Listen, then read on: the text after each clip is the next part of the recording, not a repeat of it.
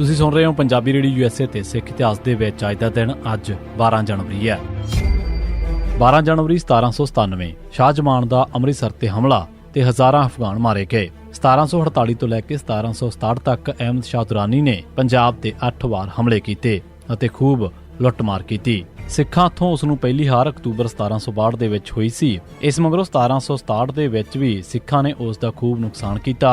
ਹੁਣ ਉਹ ਇੱਕ ਕਮਜ਼ੋਰ, ਬੁੱਢਾ, ਨਿਮੋਝਣਾ, ਬੇਬਸ, ਬੇਦਿਲ, ਹਾਰਿਆ ਹੋਇਆ, ਥੱਕਿਆ ਹੋਇਆ, ਕਮਜ਼ੋਰ ਹੋ ਚੁੱਕਾ, ਘਬਰਾਇਆ ਹੋਇਆ ਸ਼ਖਸ ਬਣ ਚੁੱਕਾ ਸੀ।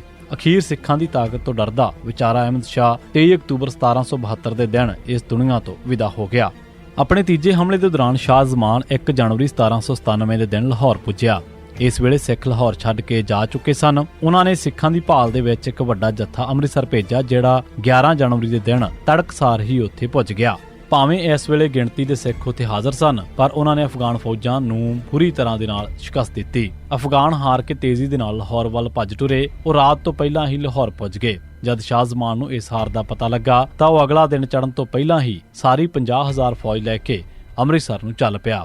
ਹੁਣ ਤੱਕ ਬਾਕੀ ਸਿੱਖ ਫੌਜਾਂ ਨੂੰ ਵੀ ਇਸ ਧਾਵੇ ਦੀ ਖਬਰ ਮਿਲ ਚੁੱਕੀ ਸੀ ਅਤੇ ਉਹ ਵੀ ਸ਼ਾਹ ਜ਼ਮਾਨ ਦਾ ਮੁਕਾਬਲਾ ਕਰਨ ਦੇ ਲਈ ਅੰਮ੍ਰਿਤਸਰ ਵੱਲ ਨੂੰ ਚੱਲ ਪਏ। 12 ਜਨਵਰੀ ਦੇ ਦਿਨ ਦੋਹਾਂ ਧਿਰਾਂ ਦੇ ਵਿਚਾਲੇ ਜ਼ਬਰਦਸਤ ਜੰਗ ਹੋਈ। ਸਿੱਖ ਫੌਜੀਆਂ ਨੇ ਤਹਈਆ ਕੀਤਾ ਹੋਇਆ ਸੀ ਕਿ ਇਸ ਵਾਰ ਸ਼ਾਹ ਜ਼ਮਾਨ ਨੂੰ ਮਜ਼ਾ ਚਖਾ ਕੇ ਹੀ ਭੇਜਣਾ, ਸੋ ਉਹ ਜੀ ਜਾਣ ਦੇ ਨਾਲ ਦੁਸ਼ਮਣ ਦੀਆਂ ਫੌਜਾਂ ਤੇ ਟੁੱਟ ਪਏ। ਸਿਰਫ ਸਵਾ ਪਹਿਰ 4 ਘੰਟੇ ਵਿੱਚ ਹੀ ਹਜ਼ਾਰਾਂ ਅਫਗਾਨ ਫੌਜਾਂ ਮਰ ਚੁੱਕੀਆਂ ਸਨ। ਆਪਣੀ ਫੌਜ ਦਾ ਇੰਜ ਬੁਰਾ ਹਸ਼ਰ ਹੁੰਦਾ ਵੇਖ ਕੇ ਸ਼ਾਹ ਜ਼ਮਾਨ ਨੇ ਫੌਜ ਨੂੰ ਭੱਜਣ ਦਾ ਹੁਕਮ ਦਿੱਤਾ।